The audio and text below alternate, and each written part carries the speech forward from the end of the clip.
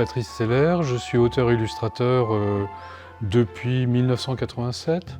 J'ai commencé par un travail dans la publicité, donc j'ai travaillé pour de grosses entreprises publicitaires. Je suis autodidacte, autrement dit, je n'ai pas fait d'études d'art qui m'ont conduit à cette carrière. J'étais d'abord dessinateur de presse, dessinateur publicitaire, et à un moment donné, j'ai eu la possibilité de rentrer faire des études d'art très tard, à l'âge de 46 ans, ce qui m'a permis de réaliser un projet personnel sur un temps assez long, 2 ans, qui est Le secret de Monsieur Nostoc, donc qui est mon premier album jeunesse, qui m'a permis de déconstruire totalement mon style graphique, de réfléchir autrement, de travailler en volume, ce qui était un vœu cher depuis fort longtemps. Je ne savais pas comment l'aborder. Et l'idée, c'était de travailler avec des déchets, de créer des décors et des personnages à partir des déchets, et qui est en l'occurrence mon projet de diplôme à l'École des Arts Décoratifs de Strasbourg, qui a lancé l'aventure des albums jeunesse. Monsieur Nostoc est le personnage donc principal des albums jeunesse. Ensuite, il y a eu une adaptation en spectacle de marionnettes et tout récemment un film, donc ça on y reviendra. Monsieur Nostoc, en fait, c'est un personnage poétique, rêveur, qui est un peu aux antipodes du monde matériel dans lequel nous vivons. Et il est également assez altruiste. Ce qu'il souhaite, c'est le bien d'autrui, c'est faire plaisir aux autres, donner, distribuer, réjouir, en toute intimité et dans plutôt une forme de silence, car c'est quelqu'un qui ne parle pas beaucoup, qui émet plutôt des sons, mais où tout se passe par le regard. Donc en fait, il vit dans le monde dans lequel nous vivons, mais il est un petit peu à contre-courant de ce monde-là, mais dans une forme de bienveillance. Le nom Monsieur Nostoc, donc le Nostoc en fait est un mot qui m'intéresse beaucoup. C'est un mot qui vient d'une science ancienne qui s'appelle l'alchimie, où le Nostoc est une sorte d'algue microscopique qui forme une espèce de gélatine. On appelait ça au Moyen-Âge le crachat de la lune, et qui permettait aux alchimistes d'utiliser cette matière pour créer ce qu'on appelle l'or, de passer d'une matière qui n'est pas noble, le plomb par exemple, et de se transformer en or. Et dans l'opération alchimique, le Nostoc était un des ingrédients. Et j'ai beaucoup aimé cette notion. C'est le personnage du film.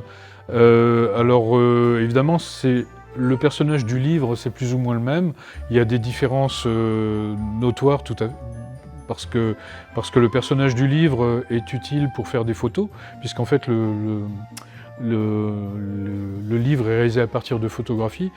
Et je profite de ce moment pour rendre hommage au photographe qui s'appelle Alain Kaiser, qui était le photographe de l'Opéra du Rhin et qui a suivi mon parcours, qui a suivi mes projets tout au long de ces aventures-là. Donc je l'en remercie infiniment. Alors l'événement de la fabrique du livre, c'est un événement qui existe depuis quelques années, qui a été mis en place dans le Grand Est, dans le cadre d'une association qui s'occupe justement de faire intervenir des artistes dans le réseau des médiathèques.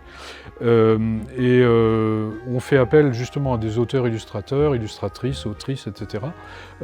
Pour partager, faire connaître. Déjà, le fait d'avoir un livre, c'est une chose intéressante, mais qu'est-ce qu'il y a derrière? Comment ça fonctionne? Comment c'est fait? Et donc, cette action-là permet vraiment de partager avec les lecteurs, lectrices et les jeunes gens qui participent à ces ateliers, voire des moins jeunes, de connaître comment, justement, le terme « la fabrique du livre » est vraiment une notion intéressante, parce que ça permet justement de faire découvrir le livre dans toute son aura. Et j'ai été invité par la médiathèque de Cernay et de Thann, du 18 au 22 juillet, du mardi au samedi, pardon.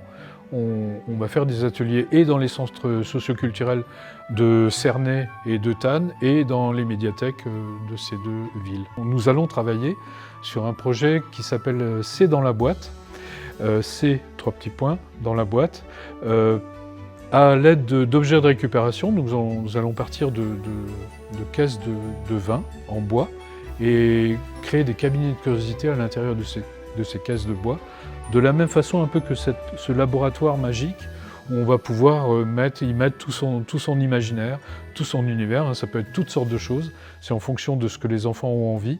Et ils vont travailler dans un domaine de récupération de déchets également, mais des choses assez fines. Le livre qui est paru en 2019, Der Schrei le loup migrant. Alors le fait que ce soit une édition bilingue n'est pas de mon choix directement, parce que l'éditrice, qui s'appelle Barbara Hiver, donc, a créé une maison d'édition qui s'appelle Kiddy Kunst.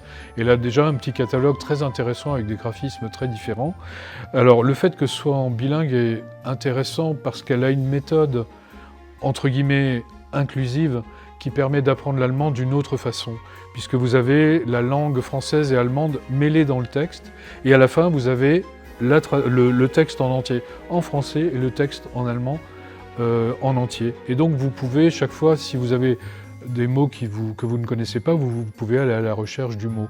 Néanmoins, on peut lire toute l'histoire et en principe la comprendre, juste avec les phrases en français ou les phrases en allemand. Donc c'est ça la magie, la technique au niveau des textes. Mon récit sur le loup migrant, qui est un album donc assez différent évidemment de Monsieur Nostock, mais pas tant que ça finalement, parce qu'on est aussi dans une forme de récupération, puisqu'il s'agit de peinture, de collage, de découpage, de récupérer des vieux ouvrages, avec une histoire intéressante aussi qui permet, enfin qui est d'actualité. En même temps, c'est aussi un peu écologique, puisqu'on parle d'un loup dont on a détruit la forêt, donc qui est obligé de retrouver une autre forêt pour continuer à vivre comme avant. Voilà, donc ça c'est... Et j'ai, dans cet ordre-là, donc le dernier né, c'est l'Odyssée de l'enfant lire. Donc là, l'idée, c'était de parler donc pareil, d'un voyage. On est toujours dans une forme de voyage. Qui se passe, on va dire, du XVIIe au XXIe siècle, et qui démarre en Afrique avec l'échange de voyageurs européens, on peut dire de pirates, d'aventuriers, et des Africains avec des trocs, etc.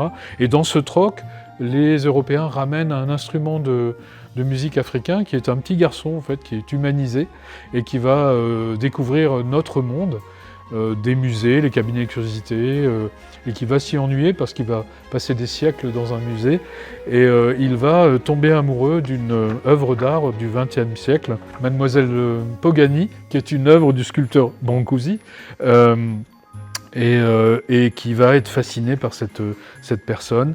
Et ensemble, comme ils s'ennuient dans ce musée, ils vont décider de retourner en Afrique, son pays d'origine, et il va emmener Mademoiselle Pogani dans son aventure, et ça permet aussi, ce livre permet de découvrir l'histoire de l'art également. Actuellement, je travaille sur un nouveau livre, alors je ne sais pas s'il sera publié aux éditions Kiddy Kunst en bilingue, en tout cas je vais lui proposer.